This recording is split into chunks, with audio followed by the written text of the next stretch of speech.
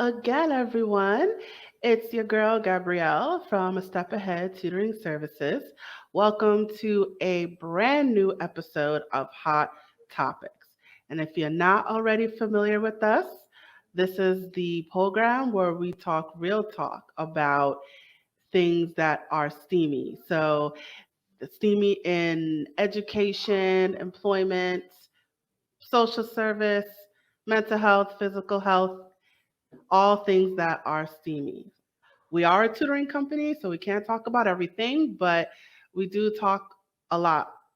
We do talk about a lot here, and we do cover a lot of ground. So today, I'm very excited about this topic. Our hot topic today is, should I get into real estate? And I wanted to have this topic because it seems to be um, kind of a hot button question. And I know with everything going on with the pandemic, everyone's trying to look for um, some kind of hustle, I guess, or a little side job. So I wanted to have this topic on my show, and I have someone who I can have this conversation with. Her name is Laquetta Kearns, and I'm going to tell you about her. Laquetta began her real estate career 7 years ago, first starting part time to make some extra money on the side.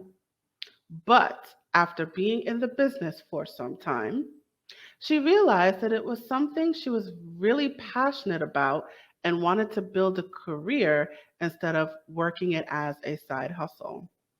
Her extensive work history in sales and customer service has definitely helped shape the experience she is able to provide to her clients.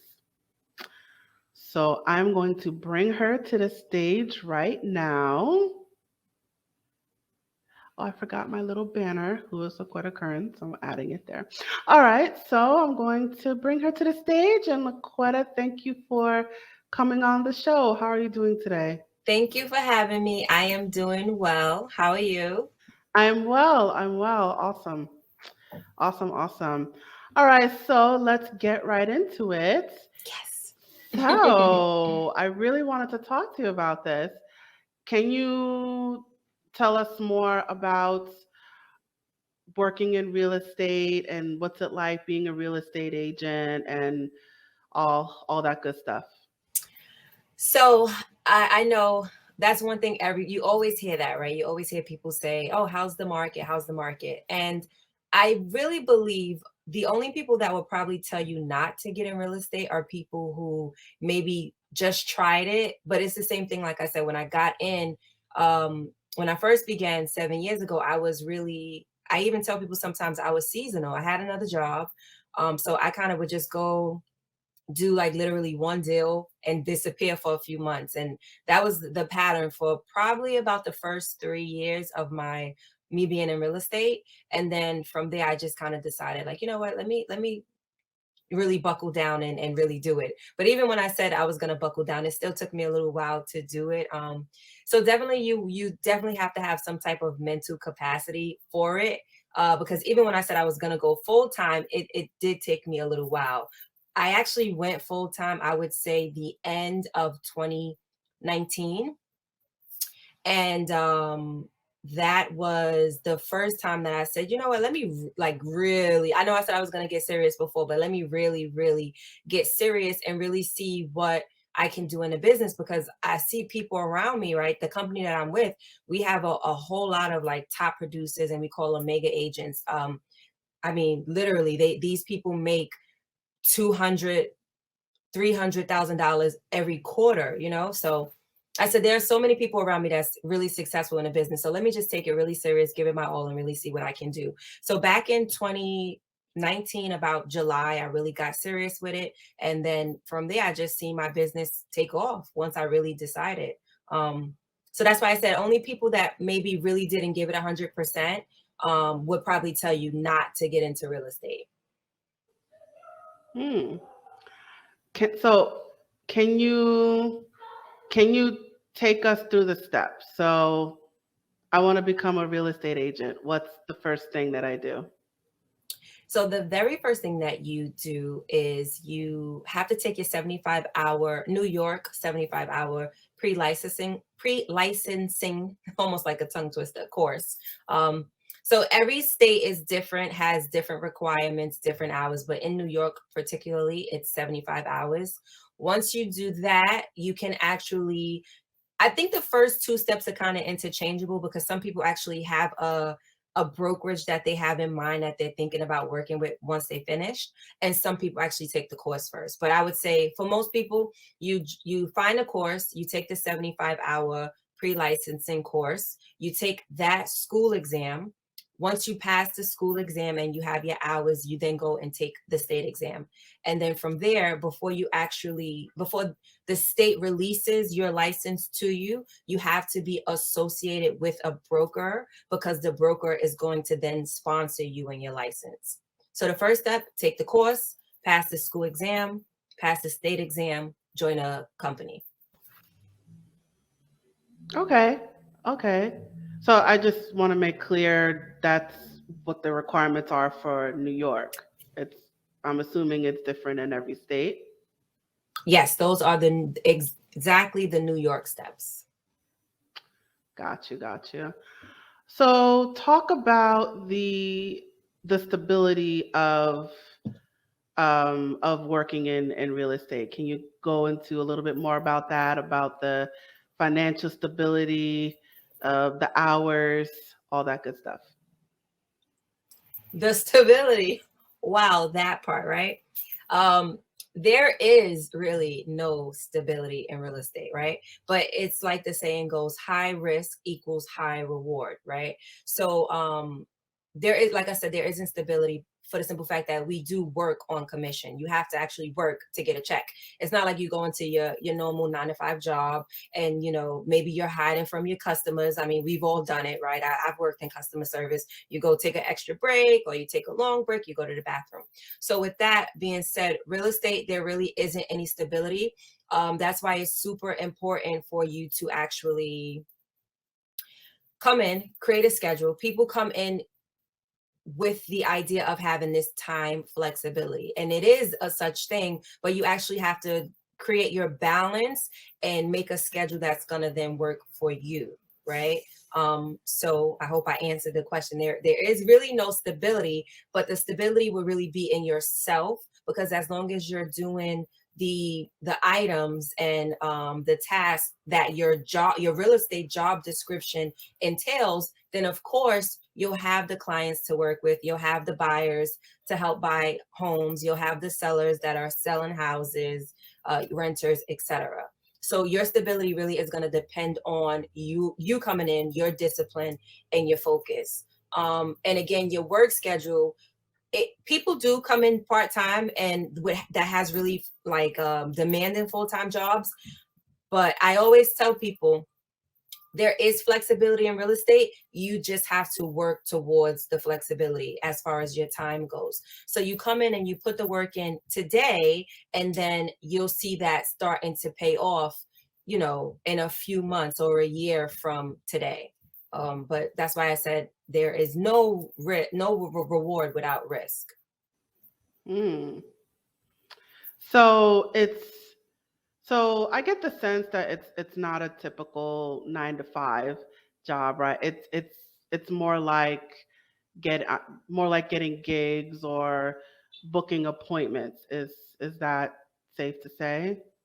That's exactly what it is, booking appointments. But that's why I said, if you come in and you build a strong foundation from the beginning, and you get clear on what your job, even saying that, right? Most people don't even think, when you hear real estate agent, you probably wouldn't think we actually had a job description, but we actually have a job description. So like there are certain tasks that we should be doing every day to ensure that we are constantly meeting people, talking to people, assessing their needs, and being able to help them with everything that they need in the real estate business, or their real estate needs to say. And you do have to book appointments. And the thing about your appointments are, most of the time, you're not the only person going for the job. So that's exactly what it is, booking your appointment, kind of like a gig. You have to interview to build that rapport and that connection with your potential client to actually get the job. You mentioned before about the tasks. Can you talk more about the tasks? What are those tasks specifically? So we call them our money making activities. We have a whole lot of there's a whole lot of things that we do. And I know a lot of people probably think when they think about it, like, oh, realtors don't do anything. Oh my gosh, I had to take a nap today. Okay, my last 2 days, just this week alone, has been like literally jam packed. So our top 5 money making activities, which is our job description, is to lead generate, right, which is really building relationships. Again, that's you talking to people, whether you're on the phone with them or you're getting out in front of them. Lead follow up. So not all the time the people that you're calling, not all the time they're ready right now, but that doesn't mean that you throw people away. Oh, I'm not going to be ready until next year to buy a house. That doesn't mean I just forget about you. I have to now, create this follow up system to when I am consistently and systematically following up with you. So now when you are ready, either you will remember me because I've already built that connection with you and I've followed up with you so much, or on the next time around, when it's time for me to actually reach out to you, you're ready and I catch you when you're ready. So again, number 1 is to lead generate. Number 2 is to lead follow up. 3 is to go on appointments. 4 is to negotiate contracts. And 5 is actually we have, there's certain things, again, that you have to say in order to articulate what it is that you do. So we actually basically study what it is that we're supposed to be doing, so that this way, when we're talking to people, we're better able to articulate what services we provide.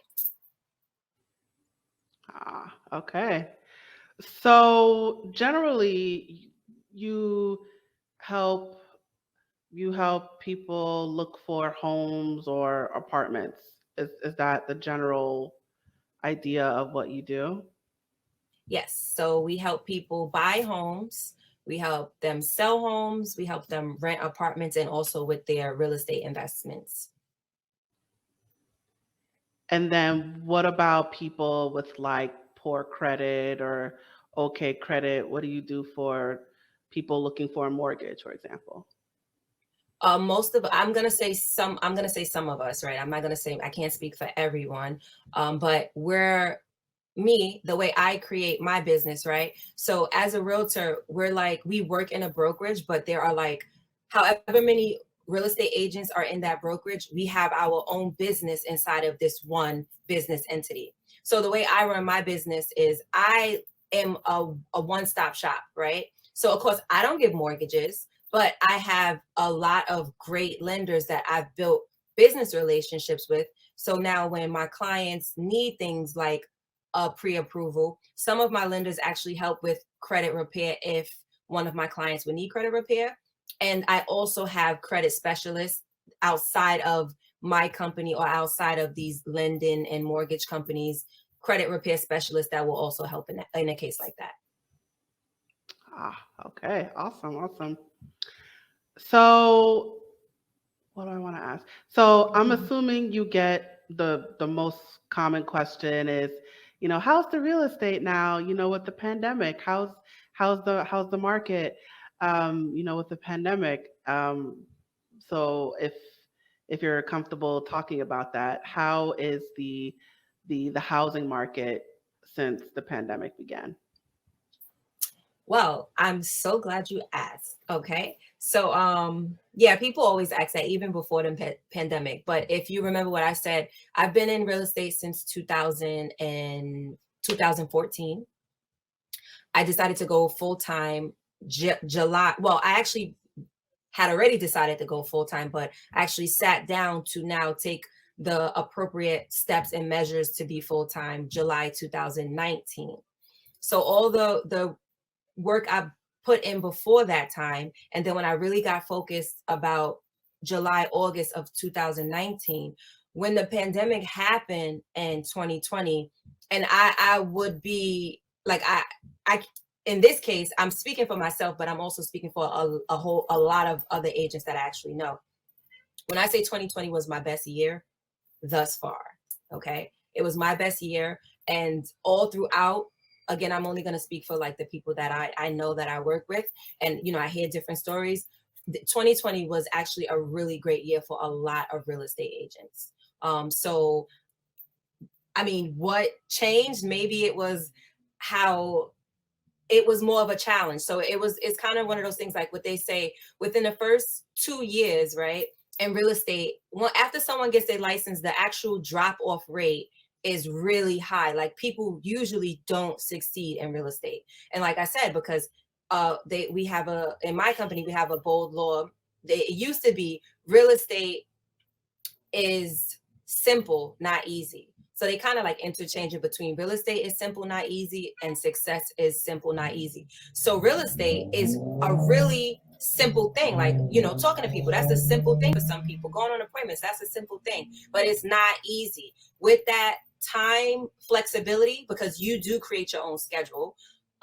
Sometimes when you have the ability to create your own schedule and work on your own time, it can actually work against you if you're not disciplined enough and focused. But again, 2020 was a really successful year for a lot of people.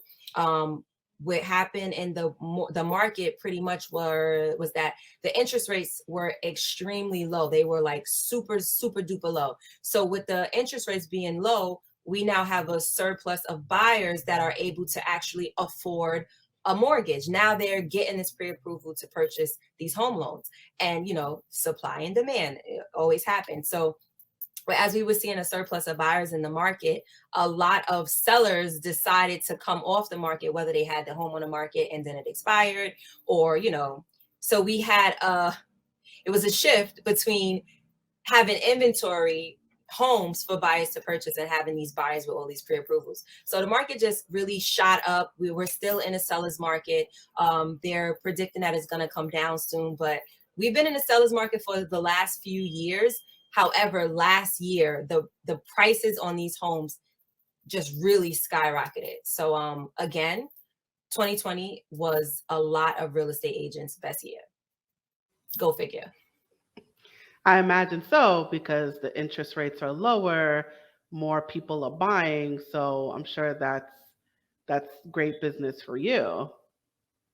Yes, absolutely. Now the only thing, the trick about it was finding now these sellers that still have a need to sell and then are willing to sell. Even during the pandemic, we had to shift the way we did business. And I really think that's what probably made people more successful, is the fact that now it's not easy, right? We said it's simple, not easy. With the pandemic, business got just that much harder, because now everything that you come to know, you have to relearn or learn a different system.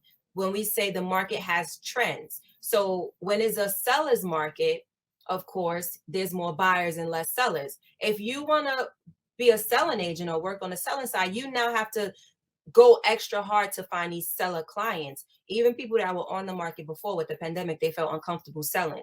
So, you had to basically just give them some knowledge on there is an actual way to sell your home safely. So we shifted into that. So now it's not all just, okay, everybody's going to flood the home. We actually had to do showings online for a small period of time, where we just actually did like a web tour pretty much. And then if the buyer was interested and serious and had everything in order, we would allow them to go and see the property, of course, with gloves and masks and things like that. So yeah. All right. So let's talk about the process of selling the home. So I have a home, I'm ready to sell. I go to you, Laquetta, I want to sell my home. What do I do? Okay, so we'll discuss all of those things in our appointment. And usually you really want to get in front of people. This way you have an opportunity. Again, I don't know if you guys know, in New York alone, I think if I'm not mistaken, between 20 to 40,000 real estate agents. This is just in New York. Okay. And we only have 5 boroughs in New York. So go figure. So you want to get in front of people, like I said, to build a rapport, make the connection, because honestly, even when you are looking to get more business, everybody is not a great match, right? Like that's the beauty of working in real estate. And I'm not saying it in a way to discriminate, right? It's just everyone's personalities does not always work well together. So you get to choose who you work with. If someone is too, maybe you feel like they're mean or they're rude, things like that, you don't have to work with that person, you know? So again, you want to get in front of people just to build that rapport, make sure it will actually be a good fit. Um, Before the appointment, I have to do all of the preparation again to make you a knowledgeable seller.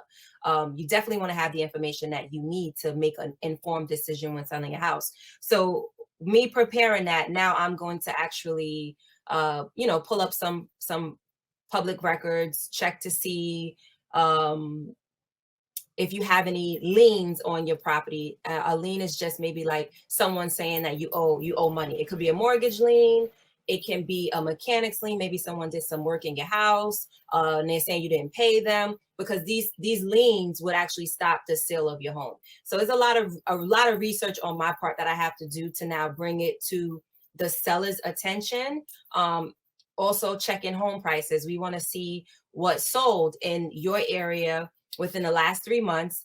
That we call it a CMA, which is a comparative market analysis. And what that does is it takes homes that are similar to your house in size, location, and features like bedrooms, bathrooms, if there's a driveway or a garage, things like that.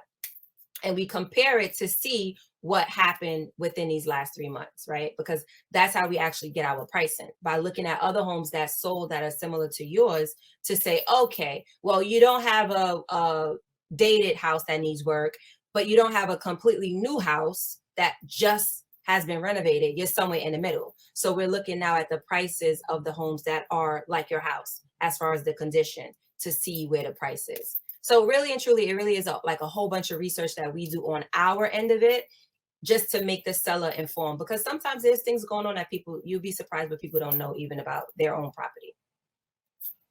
Mm, interesting. Interesting indeed. All right. So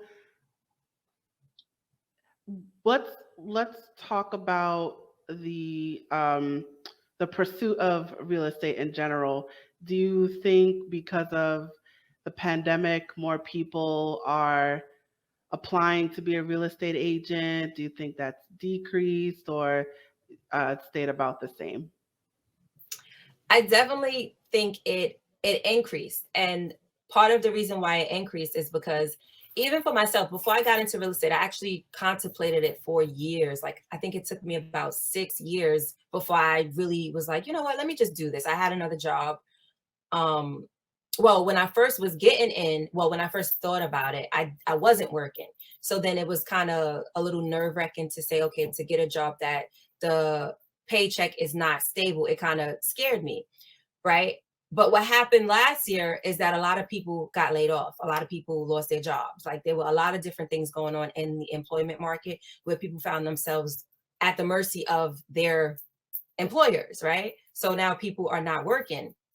And I think it just kind of opened up people's eyes, because the good thing, right, is a double-edged sword. You can work it to your benefit, or you can have it work against you, like I mentioned with the schedule. So people realized that there was an opportunity in working for yourself and creating your own income, and just what you say happens in your business and for your family. And some people really kind of, I don't want to say didn't have a choice, but even when things were getting shut down, we were slightly shut down. So we would just transition from working in the office, if you worked in an office, to working from home. There's a lot of agents that already just mainly work from home.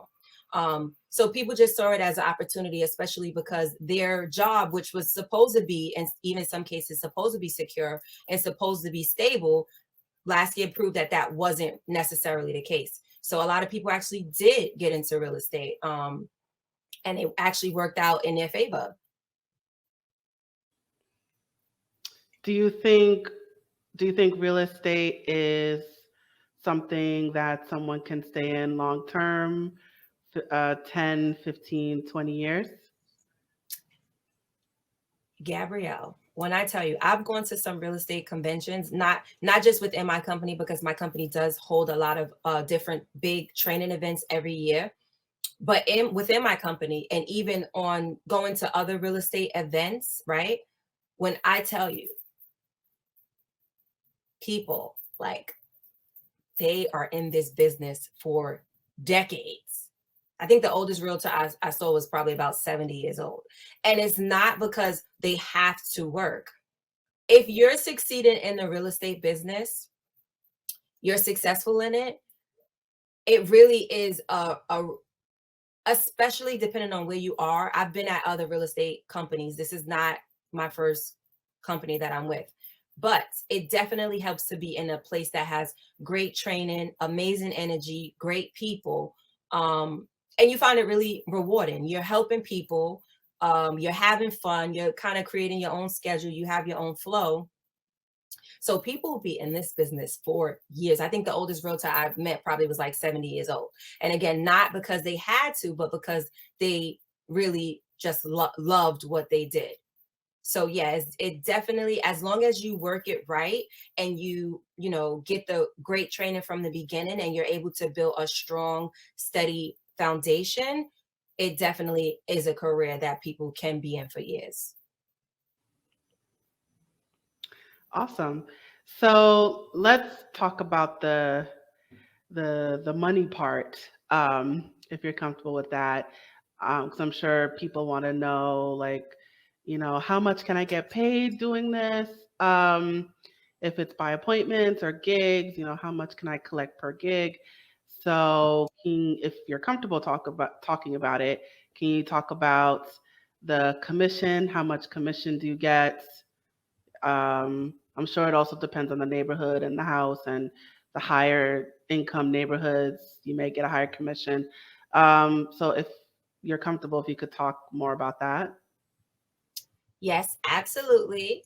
So the commission is definitely, there's not a, I want to say there's not a set commission, because especially because I probably would get in trouble if I said something else. You know, that whole competing thing, you got to make it that people are able to get different pricing. But commission is definitely negotiable. So it really is what you and your client agree upon. And again, as long as you know what you're doing and you know the value that you bring to the table, and because I'm gonna say it, not all real estate agents are created equal. And I don't mean in like, I mean in the things that they're doing. Remember, I said there's a job description. A lot of agents, depending on where they work, some places they don't really train. So there's not great training. And I'm speaking from experience. I was at 3 companies previous to the company that I'm with now, and the one in the middle was, I had a great start. I started off with rentals. I learned everything on the rental side, residential rentals and commercial rentals alike. But the very first one that I was with, and then the third one that I was with, it was, first one was like nothing at all. Like, we had training days. I was the only one that showed up, so they didn't train me. Go figure. And then the third one was somewhere, they were trying to get it together, but they really didn't have it all together. So, I just lost my thought. Can you ask me that again? I told you I had to take a nap today. I had a long day. Well, I Oh, was, commission, right? yes. Got it. I'm sorry.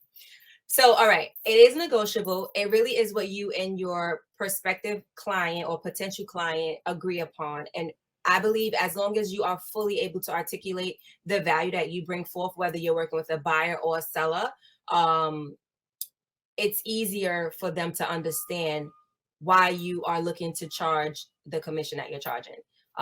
So it is negotiable. And I would say on average, there are different variables. Of course, the commission you guys agree upon, of course, the price of the house, things like that. But on average, I would say a commission check can be anywhere between $8,000 to $10,000. And That's on the low end. that's on the low end. Mm-hmm.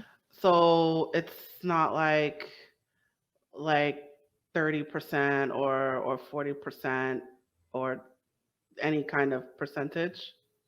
We do get percentages.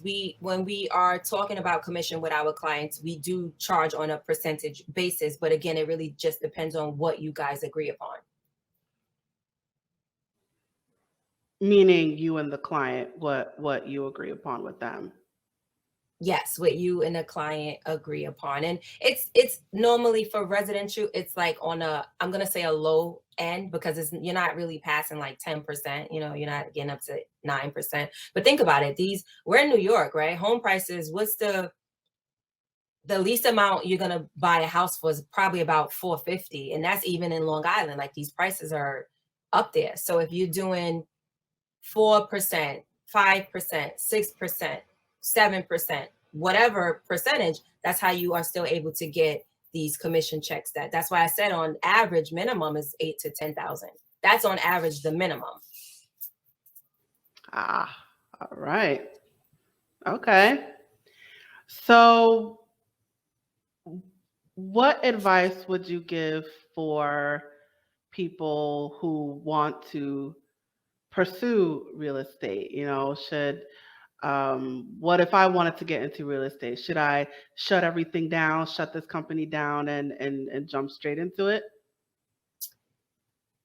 Honestly, I would say I would say you definitely want to have you some a bit of a savings just to cushion you. And a lot of people get into real estate and they don't just quit what they're doing right now, but they have a plan that they have in place that they feel like is going to, whether it's a 6 month plan or a year plan, I'm going to work here just to pay the bills and really focus. So it really just depends on the person. I'm a coach now, and even with the clients that I get coming into real estate, my coaching clients, everybody's temperament and drive are different. So if you're just a go-getter, you're just someone who you say, okay, I'm going to do this, and you know, you mean business, nothing's going to stop you.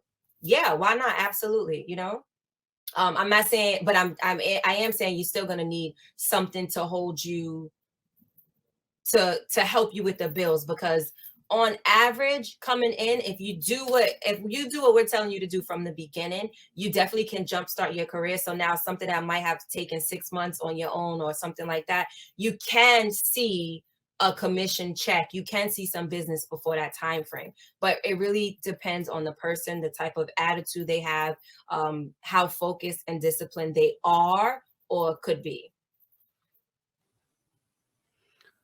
Awesome. So you have your own business, right? You don't work for a company? I work with a company because I'm sponsored by my company, but again, I have my business inside of my company. We're all independent contractors, right? So if you actually look on my Instagram and on my Facebook, you see Queen of the House. That's my, like, my logo. That's kind of what I, have my business under, etc. So we have our businesses operating within the company, the whole company. And everybody, not everyone, but a lot of people, they create teams. You'll see like the John Doe team and this and Jane Doe team. So everybody has their teams, and their team is actually their own business. So literally, if everybody wanted to pursue I'm an individual agent right now, but everybody mostly starts out as individual agents. Remember, I mentioned our like mega agents and things like that. So when you're a mega agent and you're closing on 400 homes a year, of course you're going to have a team behind you. So that is their team, their business operating within the company. And it's the same thing whether you have a team of 10 or you're just a solo agent. We're still operating our own business within the brokerage that is sponsoring us. When you say brokerage, what is that? The brokerage and company are the same thing. So, you have business companies, real estate companies are called brokerages. That's the brokerage. The broker is usually the person that like heads the brokerage, right? They're responsible for the agents, things like that. So the brokerage is the real estate company. Oh, okay. So we talked a lot about the housing market. You also do apartments. Can you talk about the apartment market, how that has been affected since the pandemic began?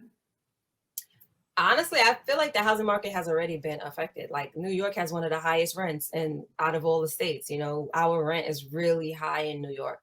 So I don't really, in my opinion, I don't really feel like it affected the rental market as much because our rents are already high. I mean, are there more people looking for apartments, less people looking for apartments? Um, and this is actually why I always tell people when people say, "Oh, how's the market?" Or you have some people who think they know what's going on in the market. "Oh, this is not a great time. Oh, it's the winter time. It's cold. This is not a great time." That's not true. People have leases. And if you rented your apartment last November before Thanksgiving and you had a year lease, guess what happens before this Thanksgiving? Your lease is up. So it's really that's why I say real estate is really a great market to get into, a great field to get into, because as long as you know the proper way to do things and you're trained well, you'll always have business. You won't have the only time you really have a dry month is if you decided not to work in general. So even for our rental market, it's always moving. People leases are up. People move into the state. People move out of the state. So it's a consistent thing. The New York rental market. It kind of always moves. Now the only difference with last year, since COVID started, is you see a lot of, and I'm not gonna say a lot because honestly I don't know the number. I've just heard some stories of like tenants not paying rent completely from the owner, the landlord side of it, because they put the executive order in place, which now said that if somebody happened to not pay their rent because of the city being shut down and people losing their jobs, and they put the state of emergency into effect, which now says that people are not able to evict, you had a change in the rental market in that case, because now if someone actually lost their job and their lease is up, chances are they're probably not going to move. They don't now have the income to provide that they had a job, they have a way to pay for the apartment, so they'll probably just stay where they are. But again, that is not everybody's situation. Real estate is not like a one size fits all. Like literally everybody has different events going on in different circumstances, which I believe that's why the market is so consistent, because everybody's situations are different. Hmm. Okay. So would you so if someone asks you like is now the time to buy a house, is now the time to move out of my apartment into the next apartment, what would you tell them? Are you ready? That's what I would say. There's never like a perfect or best time, right? Because we see even well, actually from last year, 2020, winter time, until 2020, before the spring, our prices were even up from then, right? So it's really not a thing of like when's the best time, because remember, where real estate really follows the whole economic system, as far as supply and demand. Okay, so housing prices are high right now, but what does that mean for the interest rates? The interest rates are like super low. We've seen record lows during this pandemic. So now you might buy a house at a higher price, but if your interest rate is pretty low, that means you're paying less money, right? Paying less monthly payments, or less interest that you have to now come up with every month. Whereas when the housing prices are lower, when it's a buyer's market, and now there are more homes on the market than there are buyers looking for homes, the prices are low, but the interest rates are like super high, like 6%, 7%, 8%. That's high for an interest rate when we've seen interest rates as low as 1.75 or 2.25. That's a two, even a 250, right? 2.5 interest rate is different than a 8% interest rate. So that's why it's never like I don't ever tell someone, oh, now is the perfect time. I'll just tell you what the conditions of the market are. So if you favor a lower interest rate, then now is the time for you. If you favor a lower price and you really don't care what interest rate it is, then of course you will wait for the market to come down. So it really is a thing about when you're ready, and when you're ready. When's the best time is when someone is actually ready to buy. And as long as they have all their financials in order, as far as like their income, their credit, etc. Awesome, awesome. All right. So let's talk race. um, so do you notice any racial disparities in terms of people looking for homes, or do you find yourself you tend to work with one type of ethnicity versus another type of ethnic, and different types of ethnicities? I mean, do you find any differences among that? I would say, of course, I can't, again, I don't know everyone, right? So I don't know as far as what a client would prefer, right? But on my side of it, I have areas that I mostly focus in, right? So I'll work anywhere. Like I'll work mostly anywhere in Queens, but I have my main Queens areas that I work in. I'll work anywhere in Nassau, but I have my main Nassau areas that I work in. So whatever the demographics are in that area, that's just who I'm servicing, right? And like I said, a lot of times you won't necessarily know someone is, as far as like if you want to say somebody is racist or someone discriminates, because you probably just won't. If they don't like you, right, you can call them up and they'll just tell you they're not interested, but that doesn't mean that they're going to say I'm not interested because you're this, you're that, you're this, you're that. So I'm not going to say it doesn't exist, because I'm sure it exists.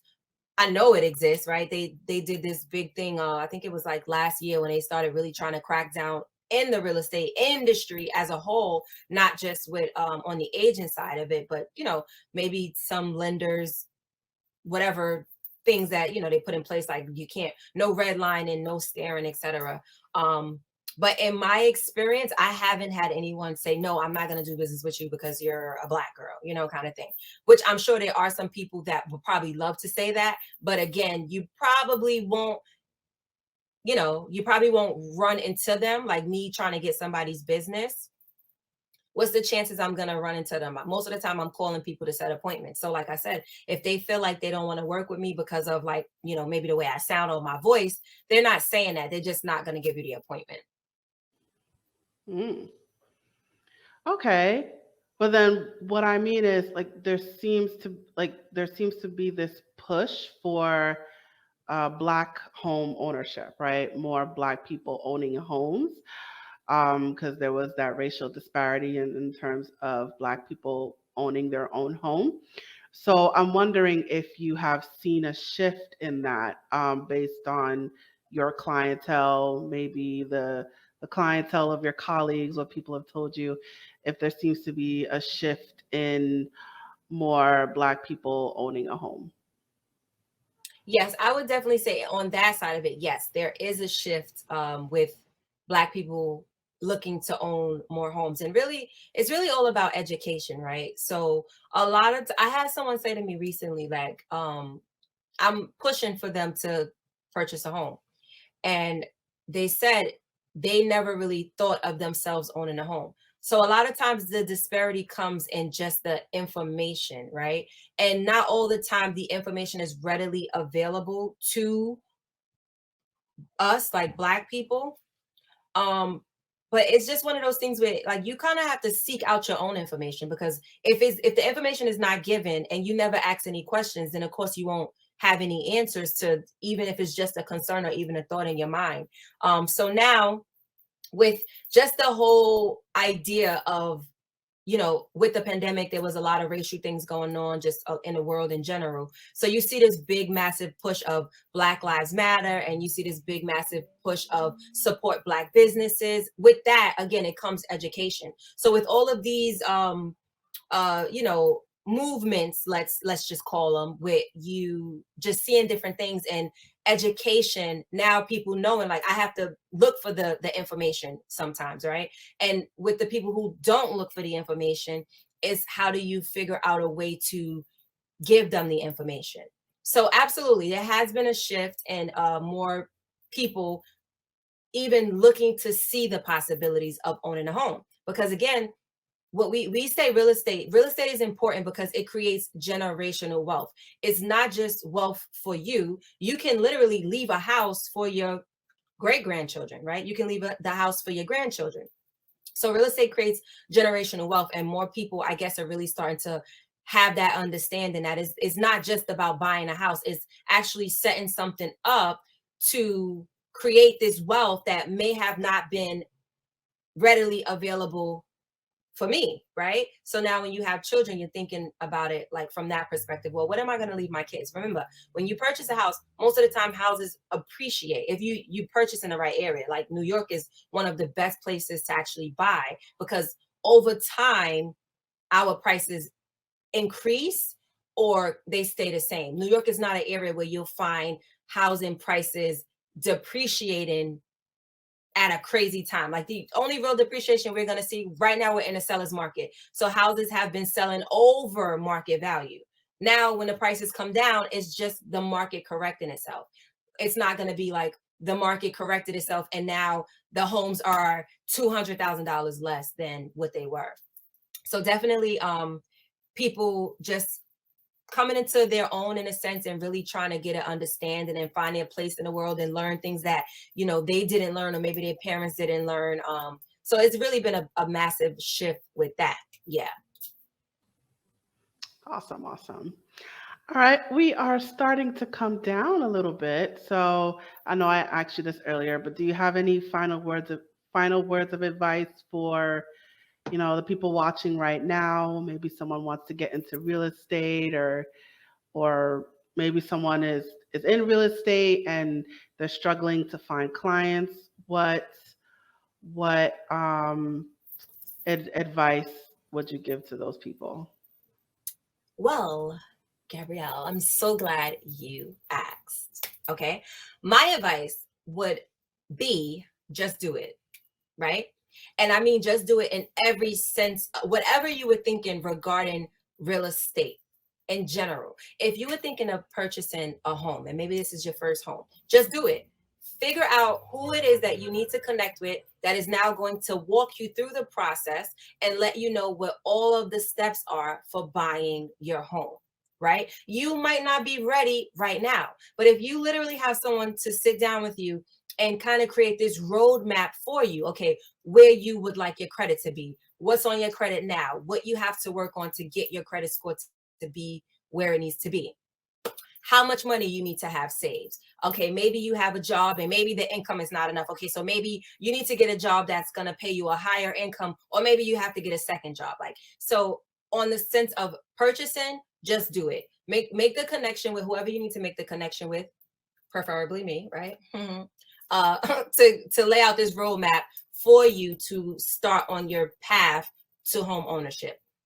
Anyone thinking about getting in the real estate industry, maybe you're not in the real estate industry and you are just thinking about it. Remember, I said it took me about 6 years to start. I thought about it, and then I was like, I actually thought about it coming out of high school. That was the very first time I was like, you know what, maybe I should get into real estate. And then I said, oh no, let me just go to school, because that's what you hear. Go to school, get a stable job, get steady income. Real estate, if you're not setting your business up right and you're not really working on your business, it can just be a job, right?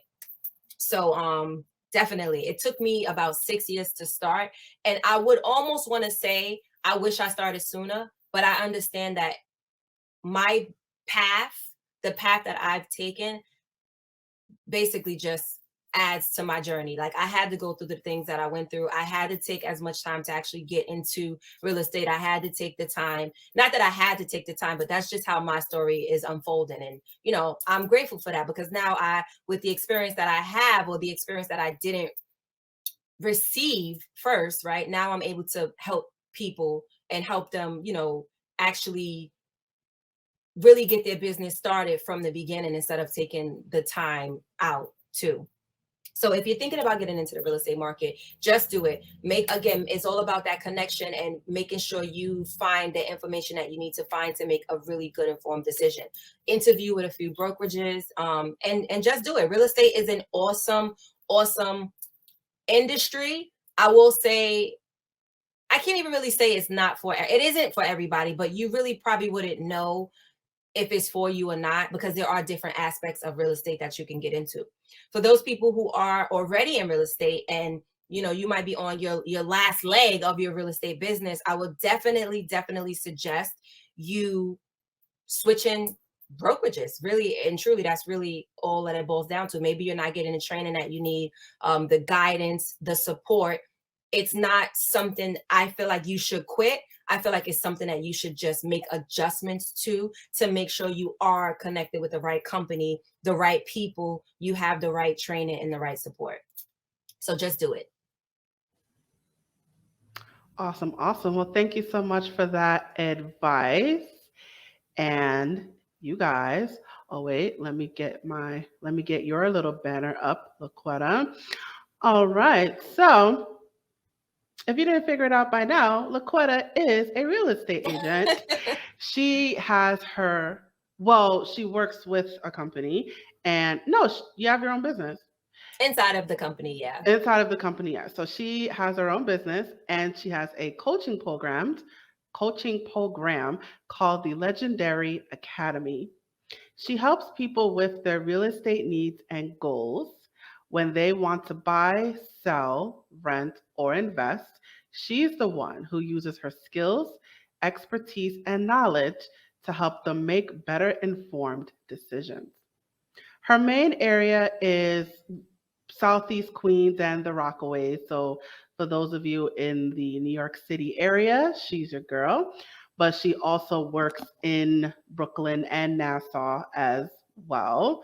And well, yes, if her clients are looking in an area that she's not too knowledgeable on or she doesn't service. So, for those of you watching right now and you're not in the New York City area, she got connections. So, she can connect you with other real estate agents in any area in the country. So if you happen to be watching and you're not in New York, she has partners that she works with that she can connect you to. And if you happen to be in the New York City and Long Island area, Laquetta is your girl. And she also has a video that talks a little bit more about her services. I'm going to show you the video right now. Hi, Q here with Keller Williams Legendary. I put together this video to introduce myself and to thank you for the potential of helping you with all of your real estate needs. Down below, you'll find all of my information. Our next step will be to set up a strategic meeting, which we can do either over the phone, in person, or via Zoom. I will reach out shortly to set that up. Until then, take care. Thank you. That was an amazing video. And if you want to learn more about real estate, if you want to get into real estate, if you have property that you want to sell, or you just want to learn more about Laquetta services, you could find her online. Her website is laquettakearns.kw.com. And she is also on social media. She is on Facebook, Instagram, and LinkedIn. So definitely follow her, reach out to her if you want to get into real estate, if you want to be a buyer or a seller, or if you want to get into the position for it, definitely reach out to Laquetta. And Laquetta, thank you so much for joining me today. I appreciate the time that you took to be with me today. Thank you for having me. This was amazing. Awesome, awesome. All right, I'm gonna put you backstage, and it's just you and me, guys. And that concludes our episode for today. Thank you so much for joining us. Please check out our YouTube channel for more videos and clips, and don't forget to like, share, and subscribe. And don't forget to leave a comment below. Let us know what you thought about this episode today. You can also find us on, oh, I forgot my banner. I am so sorry. Hold on. Let me just get my banner. You can also find us online at www.astepAheadTutoringServices.com. So if you want to learn more about A Step Ahead Tutoring Services, learn about our services, our workshops, or anything else that we have to offer, please visit our website. We are also on Facebook, Instagram, Twitter, Eventbrite, and WhatsApp. So please follow us on social media. We definitely will appreciate the support. And one last thing before I go, we are seeking financial contributions to our crowdfunding campaign on ifundwomen.com. I have a little video presentation that will explain more, so please watch. Hey there, have you heard of us? We're a small team of tutors here at A Step Ahead Tutoring Services.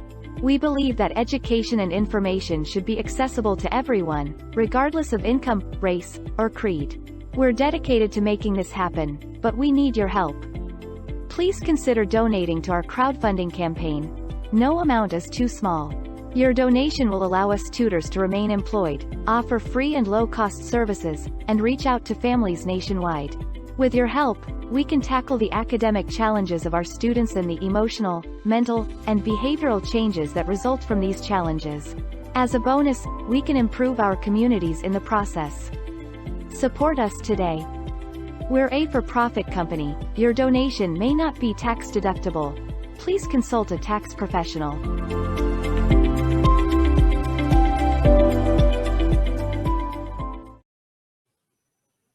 And that is it for our episode. Please tune in next time. I look forward to seeing you. Thank you for joining us.